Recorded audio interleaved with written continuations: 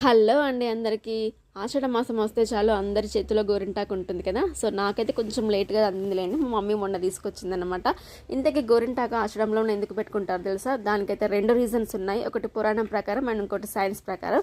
పురాణం ప్రకారం ఏంటంటే పార్వతీదేవి ఆరు బయట ఆడుతుండగా రక్తస్రావం అయితే జరుగుతుందనమాట. ఆ రక్త బొట్టు వల్ల అయితే ఈ మొక్క పెరుగుతుంది. అప్పుడు పర్వతరాజు ఆ చెట్టుకైతే ఒక వరం ఇస్తాడు. అదేంటంటే ఏ స్త్రీ అయితే ఈ గోరింటాకును పెట్టుకుంటుందో వాళ్ళు సౌభాగ్యవతిగా మంచి భర్త దొరుకుతారనేసి పురాణాల ప్రకారం తెలిసింది. అండ్ సైన్స్ ప్రకారం ఏంటంటే మనకి సమ్మర్ వెళ్ళి అప్పుడే వర్షాకాలం స్టార్ట్ అవుతుంది కాబట్టి ఒంట్లో ఉన్న వేడిని తీయడానికి గోరింటాకు చాలా బాగా యూజ్ అవుతుంది. మనకి కాళ్ళల్లో కూడా పెట్టుకుంటే పగుళ్ళు అవన్నీ ఉంటాయి కదా. సో గోరింటాకు వల్ల అది కూడా క్యూర్ అయిపోతుంది అన్నమాట. ఏది ఏమైనా సైన్స్ ప్రకారం అయినా సరే, పురాణాల ప్రకారం అయినా సరే గోరింటాకు చాలా మంచిది.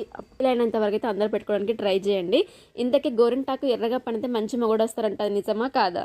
వీడియో నచ్చితే లైక్ చేయడం అయితే మర్చిపోకండి. మన ఛానల్ సబ్స్క్రైబ్ కూడా చేసుకోండి.